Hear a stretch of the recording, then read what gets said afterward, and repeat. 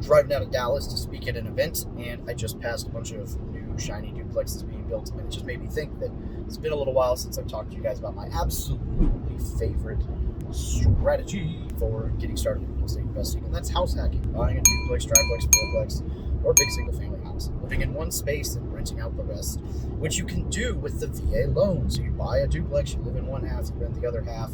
Your tenants pay down most of your expenses, so they cover, a good chunk of what you're paying to live there. And housing is the biggest expense for most Americans, right? And so you got to pay to live somewhere, whether that's rent or a mortgage. But what if your tenants can pay most of it?